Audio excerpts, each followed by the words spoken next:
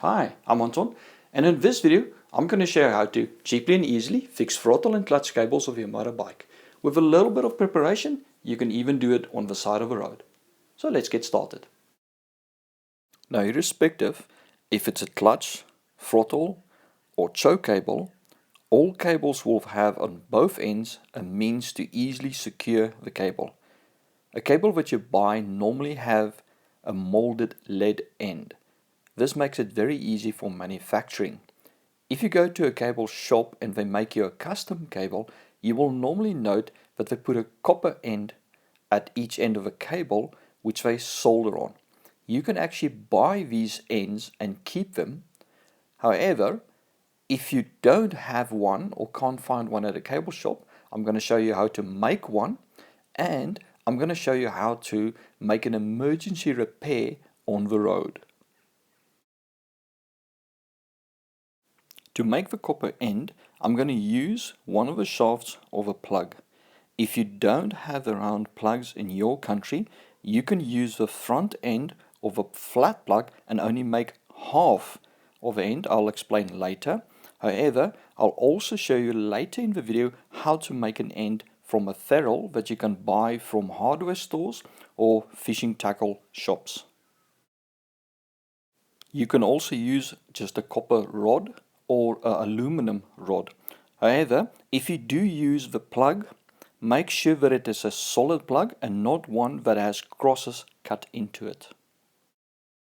The first thing you want to do is drill a small hole right through the shaft. Most throttle and choke cables are about 1 to 2 millimeters thick. Clutch cables are normally 2 to 3 millimeters thick. You want to drill the hole just slightly bigger. For this, my cable is 1.5 millimeters and I've used a 2 millimeter drill. In this picture, after I've drilled the hole, I've already cut the correct size and filed it down a little bit. If you only have a flat plug point, then you're going to only want this side, because this will be stopping the cable from pulling through and you'll be soldering on the other side. I'll describe this later in the video. Use a small file to keep on making it smaller until it snugly fits into where you need it. Here I'm going to use it into my carburetor end. This was the original lead end that broke off. Once you've filed it down to the correct size, you're going to drill a larger hole halfway into the shaft. This is going to hold the lead and keep the cable from sliding back through. If you have a plug that has a flat point at the front and you can only make half of a shaft, then this side will be flat and you will just solder a ball of lead on it, so you will not be drilling a bigger hole. However, I'll also show you a little bit later how you can use a ferrule. You can pre-make these and keep it on your motorbike for emergencies, or if you can buy some from a cable shop, it will be perfect.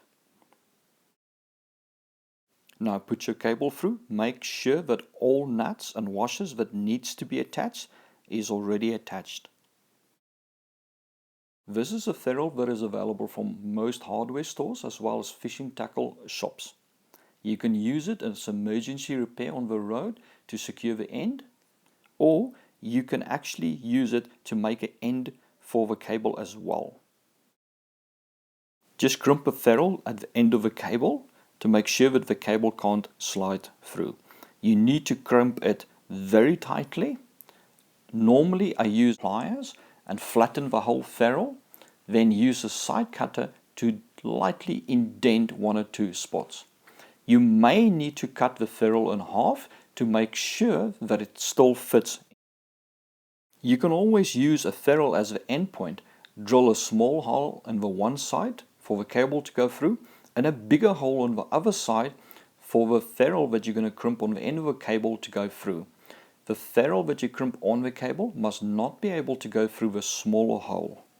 On the road for emergencies, I prefer this fix of using two ferrules, as a smaller ferrule at the end of the cable tip will go deeper into the bigger ferrule than if you were using a copper end that was half drilled through.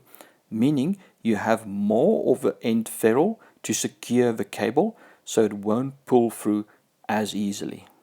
When you do get to a town or your home, you can simply replace the ferrules with a copper end. However, you can simply use the larger ferrule as a copper end. Simply pull the end ferrule off, fray the cable, pull it inside the larger ferrule, and then fill it up with lead. You may need a blowtorch to be able to melt the lead enough, and may need to block the sides of the ferrule with pliers or something to stop the lead from going through. This will be a very secure fix. To make a more permanent repair, we're going to solder the end of the cable.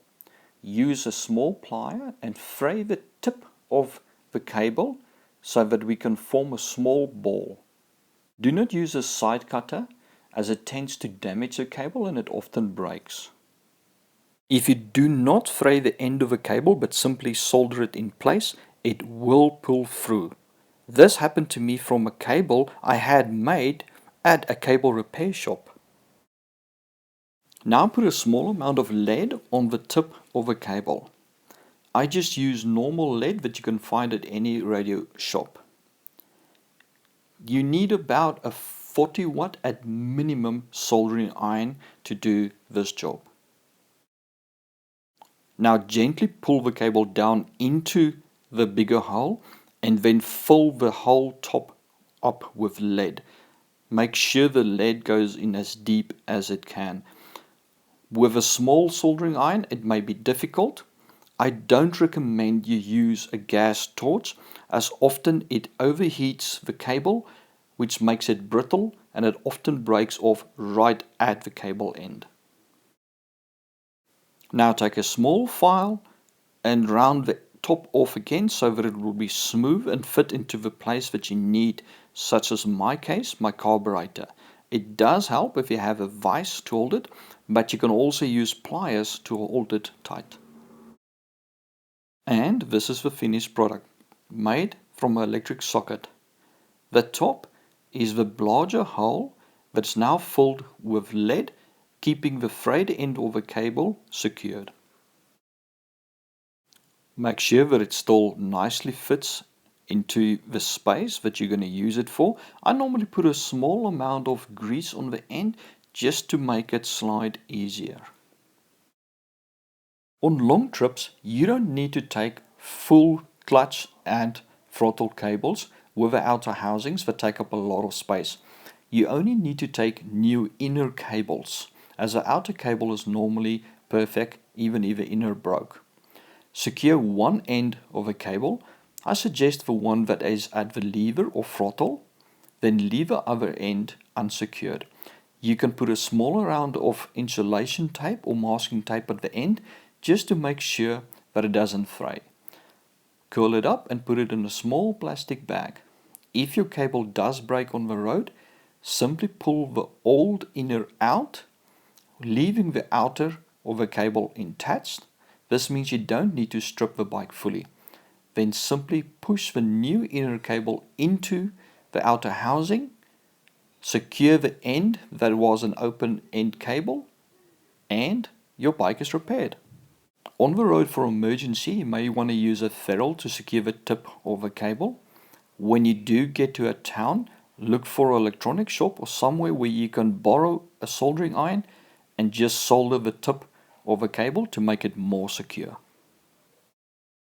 On some cable ends, such as clutch cables as seen on my motorbike here, you may need to use just a ferrule with a washer. You can put two ferrules over each other to make it bigger if you don't have a washer, or you can make a copper end and make it go sideways into the securing bracket. If you have a very small cable end, such as possibly a choke cable, you may not be able to make a copper end. For this, just cut a small piece of a ferrule off and secure it to the tip of a cable end. If you want to know more about long distance motorbike riding or motorbiking through Cambodia and Vietnam, as well as backpacking Southeast Asia, follow the links to my books in the description below. Thank you for watching. If you liked this video or found it useful, please like it and share with your friends.